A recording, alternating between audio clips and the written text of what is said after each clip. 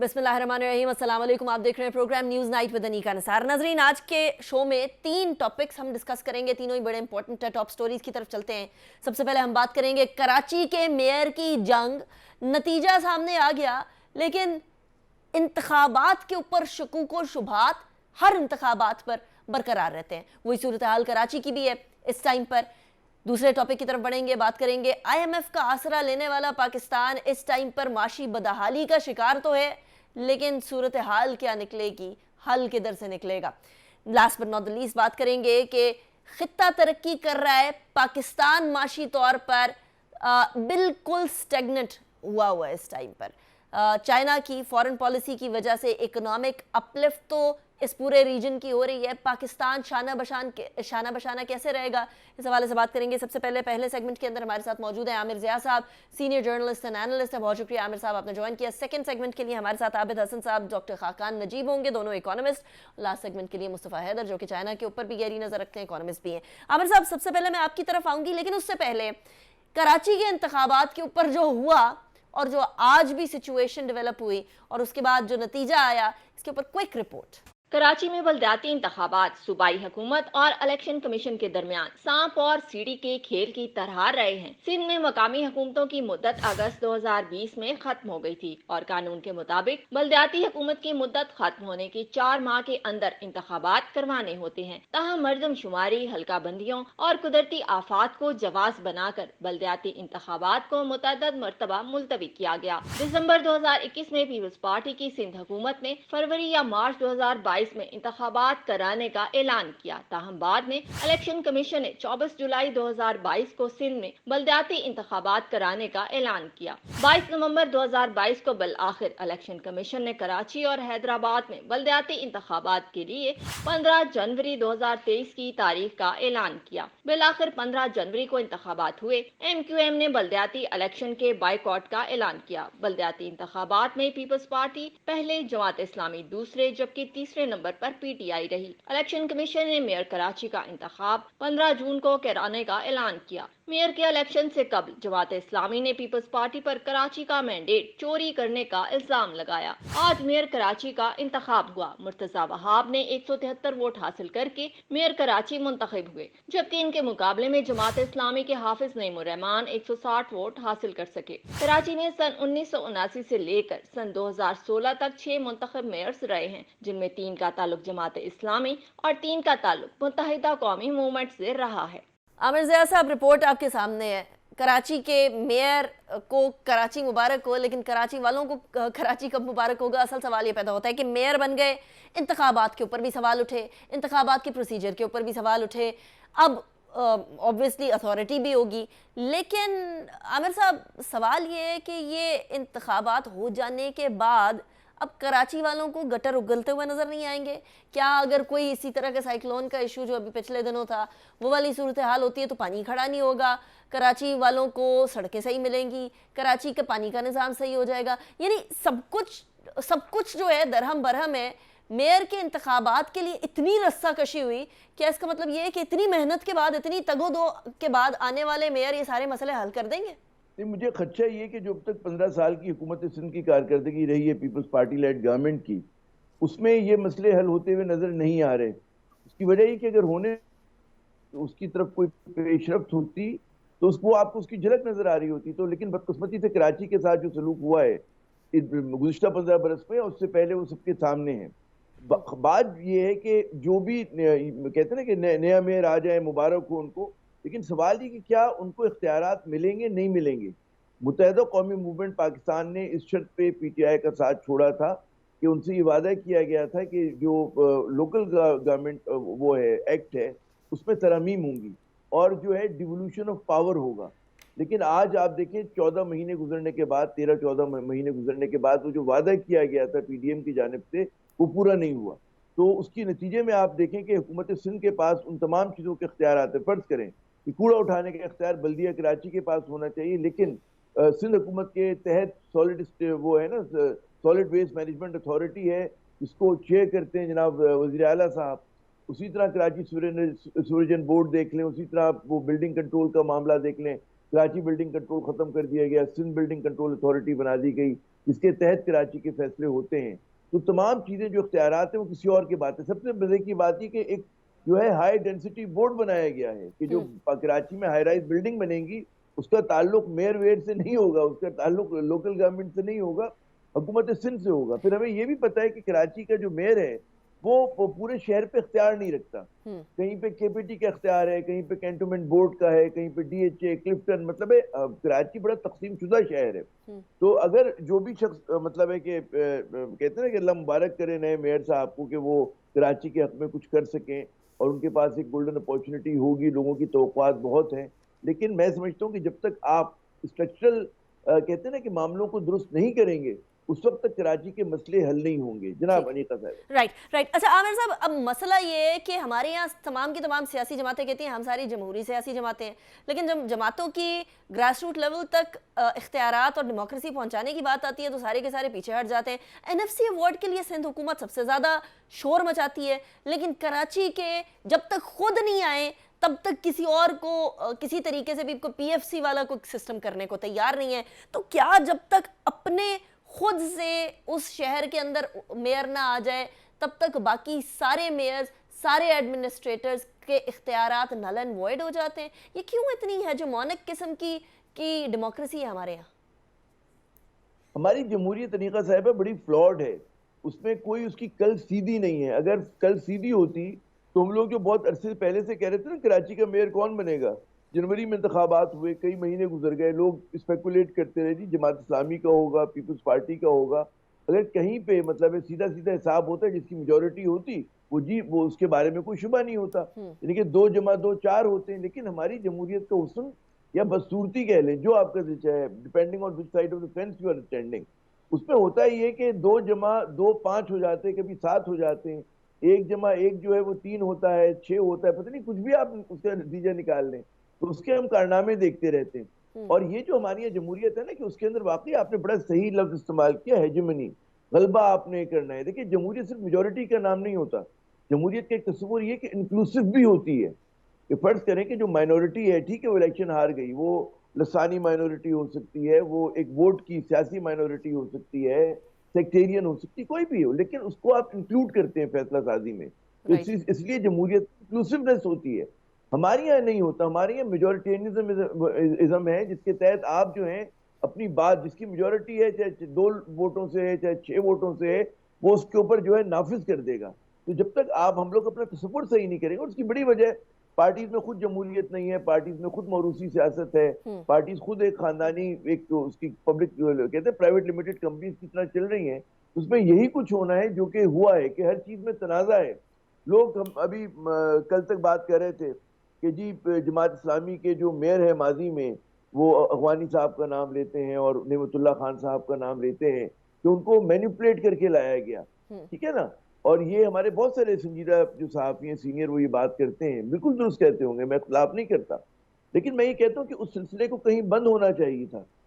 अब अगर नया मेयर भी जो है वो भी अगर मुतनाज़ा है तो ये बड़ा दिलचस्प सूरत हाल है। यानी कि जो इल्जाम लगाया करते थे उन पर कि जी पहले मैनिपुलेशन होता था, वो मैनिपुलेशन तो आज भी जारी सारी है। तो ये चीज जो है बड़ी दुख की है। और मेरे ख्याल में एक स्ट्रेट होता कि मतलब है जिसकी मेजोरिटी होती, जहां पर एक धड़ेबंदी हो जाती तो वो इत्तेहाद होता, वो इत्तेहाद जीत जाता है। लेकिन हमारे यहाँ क्योंकि भी जमहूरियत को बड़ा मेरे ख्याल में मैच्योर होने की जरूरत है, तो वो नताइज नहीं हासिल कर पा रहे। जी आमिर साहब, आई 100% एग्री विद यू कि अभी जमहूरियत के इम्तिहान और भी हैं। आमिर ज़िया साहब, thank you very much for joining me in the show. इसी के साथ ब्रेक की तरफ जाएंगे, ब्रेक के बाद पाकिस्तान की मईशत के हवाले से बात करेंगे।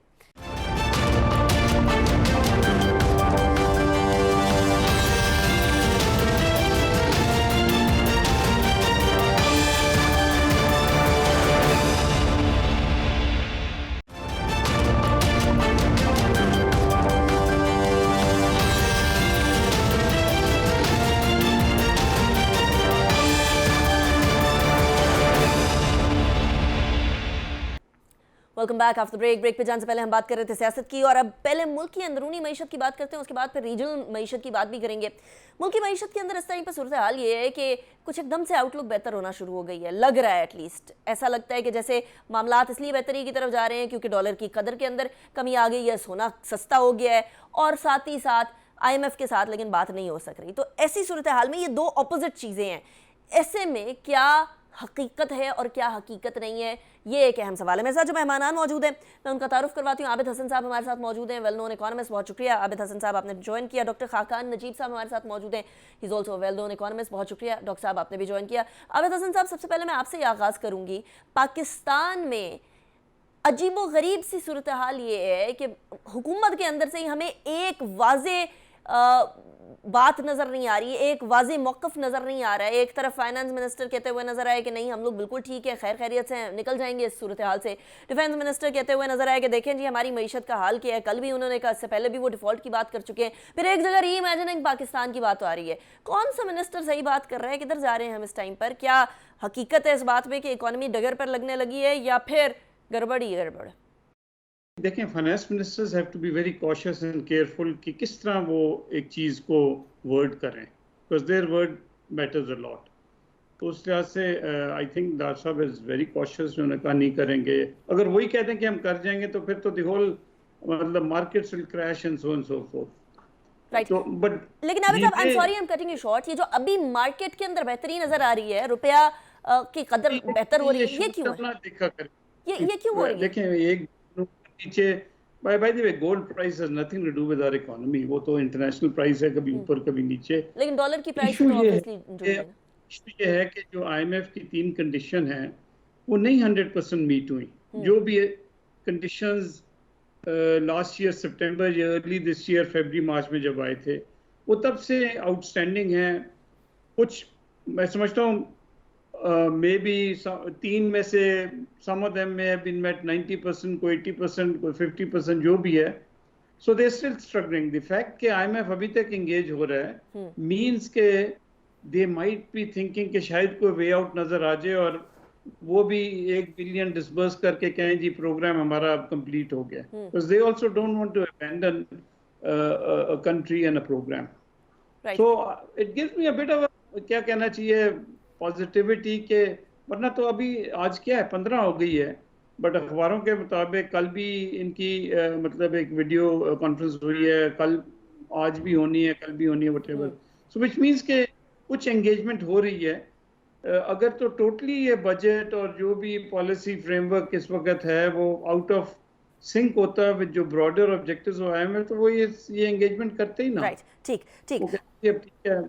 They would have let it be. Doctor Khaqan Najeeb साहब, वो पेवस्ता रहे शजर से उम्मीदें बाहर रख, लेकिन उम्मीदें बाहर कब तक रखी जाए जब खजा का मौसम ख़त्म ही नहीं होने का नाम ले रहा, कंसिडरिंग कि 15 तक तो किसी कैजुअल के अंदर पाकिस्तान का नाम ही नहीं था, 30 तक ये मामला है, और उसके बाद फिर ऑब्वियसली दोबारा कहा जा रहा है कि IMF की तरफ Pakistan will have to go, Pakistan will have to face towards IMF again. अब कुछ लोगों के ये पॉइंट ऑफ व्यू है कि एक तरफ मुमालिक से दोस्त मुमालिक की तरफ जाना, एक तरफ IMF के तरफ जाना, ये दोनों चीज़ें हम एग्जॉस्ट कर चुके हैं। इससे ज़्यादा हमें मांगे तांगे की तरफ जाने की बजाय लॉन्ग टर्म पॉलिसीज़ की तरफ जाना होगा। लेकिन क्या वो लॉन्ग टर्म पॉलिसीज़ अगले 5 साल, अगले 6 साल में पॉसिबल होंगी? शायद खाकान अब्बास साहब मेरे प्रोग्राम में पिछले ही हफ्ते थर्सडे को ये कह के गए हैं कि अगले 5 साल से 10 साल तक इस इकॉनमी को सही नहीं किया जा सकता। Is he right? बिस्मिल्लाहिर्रहमानिर्रहीम। Manika, thank you for having me. So देखें, इकोनॉमी को समझने की पहली बात यह है कि पाकिस्तान पिछले 1-1.5 साल से एक बैलेंस ऑफ पेमेंट्स के चैलेंज में आ गया है। इसका मतलब यह है कि हमारा करंट अकाउंट का जो यानी कि जो माली खसारा था वो बहुत बड़ा हुआ था, यानी कि हमारे पास डॉलर्स की एक शॉर्टफॉल थी। आम फहम ज़बान में अगर हम इसको समझें, हमें उसको ठीक करने का जो तरीका था, and Pakistan, I keep saying this, was very lucky because Pakistan IMF के प्रोग्राम में था। पर हुआ यह है कि we have unfortunately not been able to stick to that program. हमने कई दफ़ा इनहराफ किया, फिर पॉलिटिकल अनसर्टेनिटी मुल्क में आई, उस पॉलिटिकल अनसर्टेनिटी के बाद we went back to the IMF और थोड़ी सी स्टेबलाइजेशन आ गई थी। उसके बाद फिर हम नवंबर से, अब आपको मैं 14 जून को बात कर रहा हूँ, तो 9th रिव्यू जो है उसको कंप्लीट नहीं कर पा रहे। ये है ओवरऑल तनाजुल इन द शॉर्ट रन। हमें ये इस खसारे को संभालने के लिए IMF से ही साथ रहना चाहिए था। हमारे फंड फ्लोज ड्रॉप किए, और जब मैं आपसे बात कर रहा हूं तो हमारे जो रिजर्व्स हैं उन पे निहायत प्रेशर है, और हम $4 अरब को डिसाइसिवली नीचे तोड़ गए हैं। इससे भी नीचे चला गया, but I let the state bank give the figure on Thursday. ये है आपकी जो शॉर्ट टर्म पोजीशन है। अब एक आपकी दूसरी पोजीशन है, and let me explain that, जिस पे शायद खाकान अब्बासी साहब बात कर रहे हैं, और जो हम कहते हैं कि हमारे कुछ कलीदी फंडामेंटल स्ट्रक्चरल इश्यूज हैं। वो इश्यूज अब आपके बजट में बड़ा खुल के सामने आ गए हैं। राइट। आपका एक डेट का सस्टेनेबिलिटी है वो नहीं है। उससे क्या मतलब है अनीका, ये फिगर याद कर लीजिएगा, 7,303 अरब रुपए फेडरल गवर्नमेंट इस साल मार्कअप में देगी। आप ये इमेजिन करेंगे Anika, I come to your house on the 1st of July और मैं आपको कहूंगा मुझे 7,303 अरब रुपए दे दें। आप मुझे ये पैसे देने के लिए गिनेंगी कि मेरे पास पूरे साल में क्या पैसे आते हैं। आपके पास आएंगे 6,887 बिलियन, 416 अरब आप आबिद हसन साहब से बोरो करेंगी, और आप मुझे सिर्फ मार्कअप पे करेंगी। You are the federal government of Pakistan, आपका घर फेडरल गवर्नमेंट है।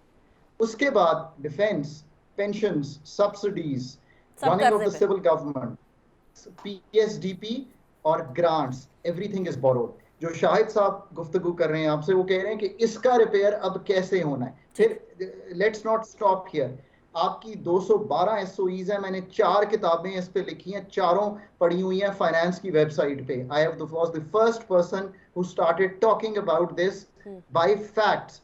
पाकिस्तान की हर SOE नुकसान करती है जो बड़ी SOE है। PIA का पिछले साल का अनीका आपको नुकसान पता है? आप गेस करें। सौरभ, 90 अरब रुपए का नुकसान किया है PIA ने पिछले साल। पावर सेक्टर का जो होल है वो इतना बड़ा है कि मैं मेंशन भी नहीं करना चाहता, बिकॉज वो IMF से नंबर शेयर हुए हैं, so I leave it at that. Railway की तनख्वाहें भी हम देते हैं, रेलवे का PSDP भी हम देते हैं फेडरल बजट से। ये हमारा हाल है। अब इधर से सारे को रिपेयर करना शुरू करना है। ये नहीं है कि रिपेयर नहीं, एक थोड़ा सा और बोल दूं, इसी के साथ साथ एक हमारा इंडस्ट्रियल सेक्टर है। मैन्युफैक्चरिंग कम हो गई है। एग्रीकल्चर की जो पैदावारी सलाहियत है ना, ये वर्ड हमें रट लेना चाहिए और 250 मिलियन पाकिस्तानीज को रटा देना चाहिए। जो पैदावारी सलाहियत है वो 1/3 है कंपेयर टू ये जो 7 वाला मुल्क है, जो दूसरा पंजाब है। ये एग्रीकल्चर की पोजीशन है। एक सेकंड, थोड़ा SMEs एक हैं इस मुल्क में, उनकी ये पोजीशन है कि 52 लाख SMEs हैं, सिर्फ 1.5 लाख जो हैं वो फाइनेंशियली बोरो करती हैं फाइनेंशियल सेक्टर से। ये है आपका मुल्क यहाँ। आप इसका रिपेयर शुरू करना, and we can talk about this is what I think he means के टाइम लगेगा। डॉक्टर साहब, ये सॉल्यूशंस के ऊपर obviously will do another show about it, लेकिन आबिद हसन साहब, लास्ट कमेंट, इस टाइम पर जी इन तमाम रिपेयर्स को इकट्ठा शुरू करना तो बड़ा मुश्किल लग रहा है, कंसिडरिंग कि हमारे गोल्स एंड हमारे अलाइनमेंट ही शायद गड़बड़ हुई है। मईशत तो लास्ट ऑफ दी वरीज के अंदर नज़र आ रहा है। हमें पहले सियासत को तो संभाल लें पहले, और प्रायोरिटी भी यही नज़र आ रही है। कौन सी पहली चीज़ है, जितनी डॉक्टर साहब ने अभी लिस्ट गिनवाई है, SOEs, SMEs, agricultural output, so many things that he is counted, इसके अंदर पहली चीज़ कौन सी पकड़ें, कहाँ से शुरू करें ये गुत्थी सुलझाना? देखें, जो आपके मतलब हाथ में है ना, जिसमें आप कंट्रोल है, that is your expenditure side. अभी बहुत कमेंट्री है कि जी वो PSDP बढ़ गया, बड़ा अच्छा हो गया। PSDP में मतलब फजूल से फजूल प्रोजेक्ट, वेस्टफुल प्रोजेक्ट, प्रोविंसेस में जाएं 1,500 अरब का 90% आई थिंक इज वेस्ट। वो आपके कंट्रोल में है। टैक्स बढ़ाना आपके कंट्रोल में नहीं है। मेरे अगर आप मुझसे पूछें, इस साल सिर्फ एक प्रोजेक्ट फेडरल गवर्नमेंट को करना चाहिए, और वो है गाजी बरोता, सॉरी भाषा डैम। ठीक, उसको कंप्लीट करें, बाकी भूल जाएं सब कुछ। ये सड़कों के लिए, अपने सड़कों के लिए 200-250 अरब दिए, वो सड़कें 3 साल बाद भी डिले हो जाएं तो पाकिस्तान को कोई फर्क नहीं पड़ेगा। सही बात। मोस्ट इम्पोर्टेंट जो हो सकता है, बिकॉज आपके अपने हाथ में है वेस्टफुल एक्सपेंडिचर कंट्रोल करना। बाकी आहिस्ता आहिस्ता टैक्स, जो चीज 40 साल नहीं हुई वो अगले 5 साल में भी हो जाए तो बहुत एक मार्का होगा। राइट, आबिद हसन साहब, एम्बिशियस एक आई गॉट योर पॉइंट। उन चीज़ों के ऊपर इन्वेस्ट करें जो चीज़ें लॉन्ग टर्म में पाकिस्तान की मदद करें, वो चीज़ें नहीं जिनके ऊपर तख्ती लगा के आपका नाम चिपकाया जा सके। आबिद हसन साहब, डॉक्टर खाकान नजीब साहब, thank you very much for joining me in the show. इसी के साथ ब्रेक की तरफ जाएंगे, ब्रेक के बाद वापस आएंगे, शो को कंटिन्यू करेंगे।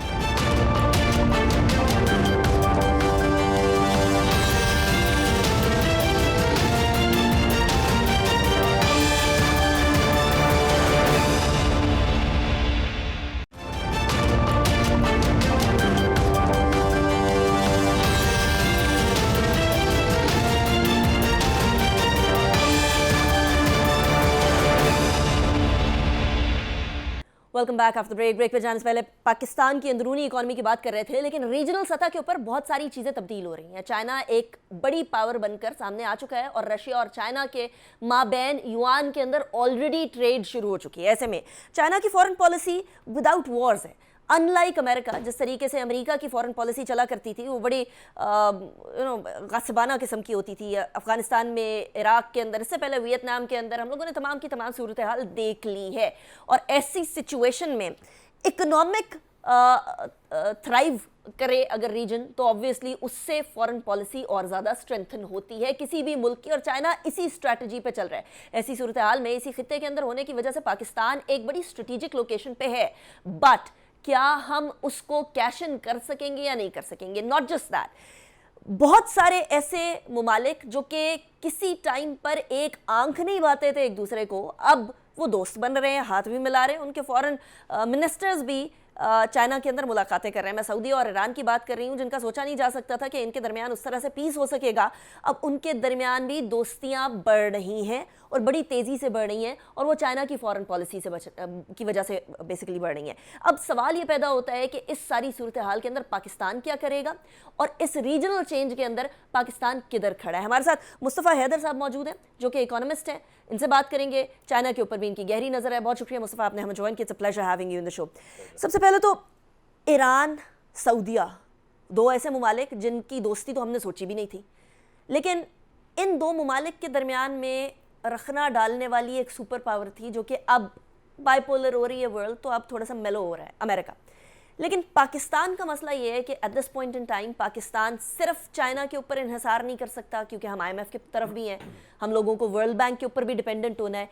इस सारी सूरत हाल के अंदर पाकिस्तान चाइना की इस पीसफुल या इकोनॉमिक रिवाइवल वाली ऑफ दिस रीजन वाली फॉरेन पॉलिसी से कैसे इस्तिफादा हासिल करें? देखिए जी, एक तो ये बहुत अहम मौजू है जिस पे आपने आज बात की है, और इससे हमारे खित्ते को और पाकिस्तान को बहुत फ़ायदा होगा। आपको पता है कि ईरान भी हमारा नेबर है, हमारा उनके साथ बॉर्डर भी है, और सऊदी अरेबिया हमारा एक दरीना दोस्त रहा है, एक ब्रदरली ममालिक रहा है, और हमारे ज़ाहिर है रूहानी ताल्लुक़ भी है सऊदी अरेबिया के साथ। लेकिन हमारे लिए हमेशा एक मसला रहता था कि हम कैसे बैलेंस करें।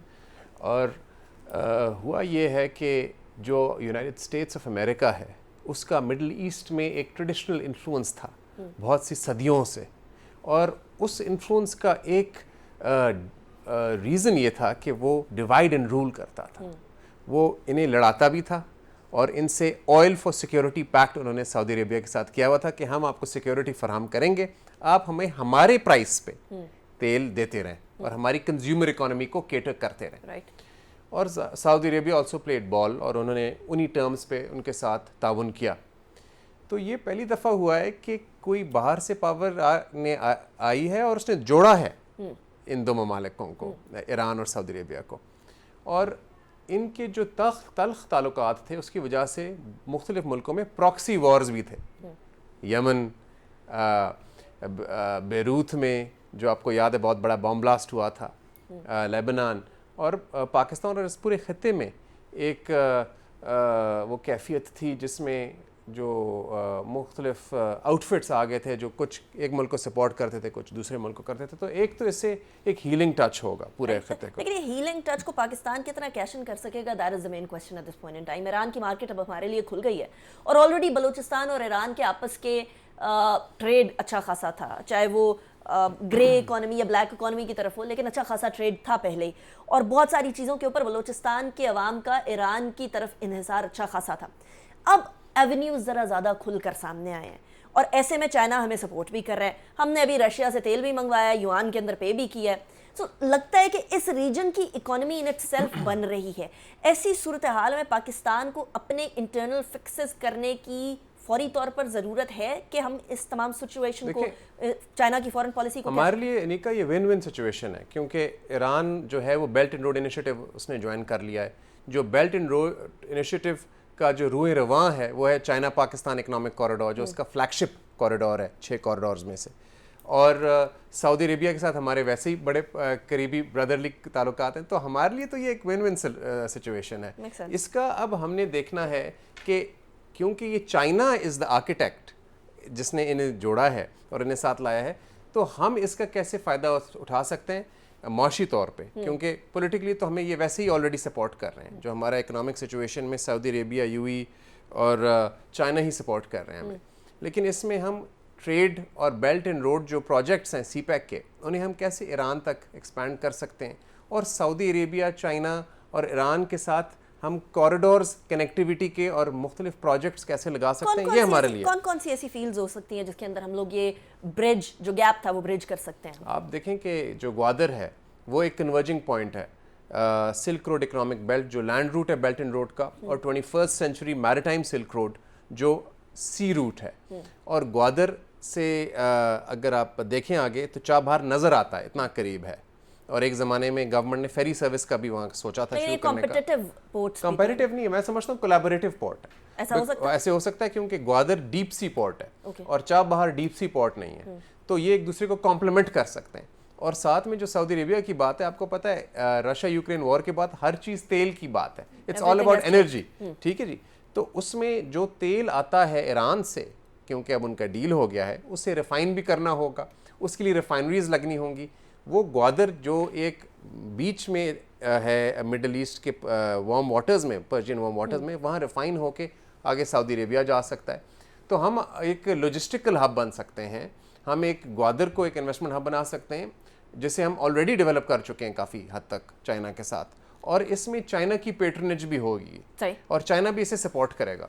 तो हमारे लिए इकोनॉमिकली तो ये बहुत बड़ी अपॉर्चुनिटी, पॉलिटिकली जियोपॉलिटिकली तो है ही है, लेकिन इकोनॉमिकली भी है। और आपने जो आरएमबी की बात की, युआन की, इसमें ये ना भूलें कि जो मोहम्मद बिन सलमान ने शी जिनपिंग के साथ जो अभी मुलाकात की थी 2 महीने पहले, उसमें भी उन्होंने जो अकीदा ये किया है कि वो जो तेल चाइना को बेचेंगे वो आरएमबी में ट्रेड होगा। सो कैन वी से कि चाइनीज सक्सेसफुल फॉरेन पॉलिसी की वजह से अब हम लोग डॉलर से इन्हिसार, जो हमारा डॉलर के ऊपर बड़ा स्ट्रांग है, उससे हम थोड़ा सा साइड पर हो सकते हैं?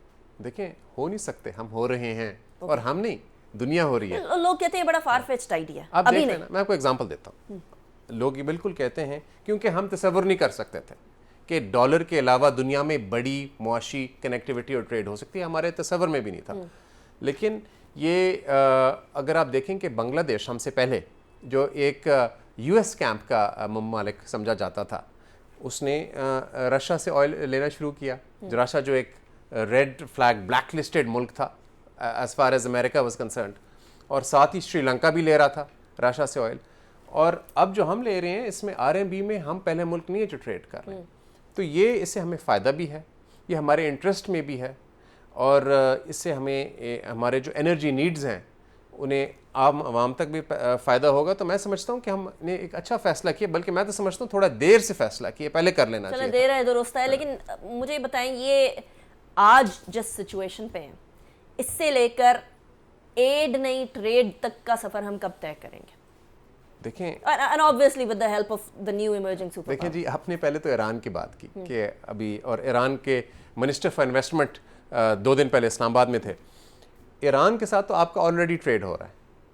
वहाँ से एलपीजी जो आ रहा है बॉर्डर से, जो आपने बलूचिस्तान की बात की, वो हम उसे इनफॉर्मल ट्रेड कह लें, क्योंकि वो एक सैंक्शन मुल्क था और हम उनसे खुल के नहीं ले रहे थे। लेकिन वहाँ के जो बाशिंदे हैं, बॉर्डर पे जो लोग हैं, वो तो ऑलरेडी नेचुरली, क्योंकि वो बॉर्डर पे हैं, उनके बल्कि रिश्तेदारियाँ हैं सिस्तान बलूचिस्तान में, वो ऑलरेडी ट्रेड कर रहे थे।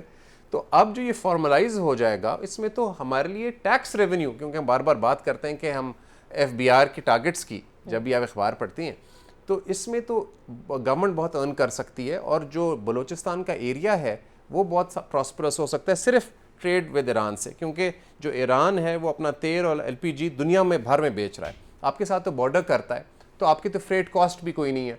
और दूसरी जो बात है ये सऊदी अरेबिया वाली, इसमें ईरान सऊदी अरेबिया कोऑपरेशन इन पाकिस्तान हो सकती है, क्योंकि पाकिस्तान में वो इन्वायरमेंट है इकोनॉमिकली जो अभी ईरान में नहीं है। क्योंकि आपको पता है ईरान 30 साल से सैंक्शन रहा है, और अभी पिछले 10 साल में तो वर्स्ट सैंक्शंस एवर ईरान ने रिसीव किए। तो इसमें हमारे लिए, जिसे अंग्रेजी में कहते हैं, एक मुहावरा है, द स्टार्स आर अलाइंड। तो चाइना आपके साथ ऑलरेडी पार्टनर है सीपैक में, सऊदी अरेबिया के साथ ऑलरेडी आपके वो ताल्लुकात हैं, इकोनॉमिक ताल्लुकात, अब आप ग्रेजुएट कर सकते हैं उस पर। तो ये मुख्तलिफ प्रोजेक्ट्स आप लगा सकते हैं। अब यहाँ लोगों के एक और रिजर्वेशन है, और वो ये है कि आज चाइना बहुत पुरअमन है, लेकिन कल को चाइना जंगों के ज़रिए नहीं, मईशत के ज़रिए काबिज़ होना शुरू हो जाएगा। इस रिजर्वेशन का क्या करें? पाकिस्तान में भी बहुत बड़ा तबका है जो ये रिजर्वेशन रखता है। देखिए जी, जब महातिर मोहम्मद ने मलेशिया को ट्रांसफॉर्म किया, ओपनिंग अप की, जब वो पहले दफ़ा वज़ीर आज़म बने, तो वहाँ बहुत फॉरेन इन्वेस्टमेंट आने लग गई थी। तो उन्हें भी लोगों ने ये कहा कि ये तो आपका मुल्क जो है उसकी सॉवरेंटी को क्या होगा, क्योंकि इतने बड़े इन्वेस्टर्स आ रहे हैं, आपका जो है आपका कंट्रोल नहीं रहेगा। तो उन्होंने ये कहा कि जो यहाँ हमारे कारखाने लगा रहे हैं इन्वेस्टर्स, वो कारखाने इधर ही रहेंगे क्या कि वो मुल्क से बाहर चले जाएंगे? तो जो यहाँ प्रोजेक्ट्स और इन्वेस्टमेंट आ रही है, और यहाँ जो पावर प्रोजेक्ट्स लगे हैं, या जो ग्वादर में सबसे बड़ा एयरपोर्ट अभी चाइना बना रहा है, जो जहाँ A380 लैंड करेगा, जो सबसे बड़ा जहाज़ है दुनिया का, तो वो तो ग्वादर में ही रहेगा। वो तो ना चाइना में जाएगा ना इंडिया में जाएगा, पाकिस्तान ने उसके वो साथ क्या पाकिस्तान करना में है, ही रहना है। पाकिस्तान की मर्जी है। वो हमारी मर्जी है। आपको मैं एग्जांपल दे देता हूँ एक छोटा सा, लेकिन वो आपको बिग पिक्चर दिखाएगी कि ये पाकिस्तान चाइना फ्रेंडशिप सेंटर है शक्करपड़ियों में, जहाँ हम सारे जाते हैं, एग्जीबिशंस होती हैं इस्लामाबाद में। वो चाइना ने हमें गिफ्ट दिया था, वो हमने दे दिया CDA को। अगर वहाँ पर अभी जाएँ और आप इवेंट होल्ड करना चाहें, तो वहाँ जो हालात हमने मेंटेनेंस के कर दिए हैं, वो जैसे शर्म आती है हमें कि एक जो हमें गिफ्ट मिला था उसका हमने क्या हाल कर दिया। तो वो हमारे पे है कि हम इस बाहर से जो यहाँ इन्वेस्टमेंट आएगी, हम उसके साथ क्या करते हैं, हम उसे कितना आगे लेके चलते हैं। So in order to capitalize this entire situation, हमें पहले अपने मामलात को दुरुस्त करना होगा। Thank you very much Mustafa Haider, आपने हमें ज्वाइन किया। Was a pleasure having you. इसी के साथ एक बात तो तय है कि पहले अपने गिरबानों में झांक लें, कैसे मामलात को ठीक करना है। इकोनॉमी की हम इंटरनल बात भी कर रहे थे, रीजनल बात भी हो गई, लेकिन तब तक ये मामला सही नहीं हो सकता जब तक हम लोगों का किबला दुरुस्त नहीं होगा। किबला दुरुस्त कर लें पहले, और सबसे पहले तो ऑब्वियसली लीडरान की तरफ ही इशारा जाएगा। अनीका निसार को इजाज़त दीजिएगा। आज के प्रोग्राम से अपना बहुत ख्याल रखिए। अल्लाह हाफ़िज़। नासिर।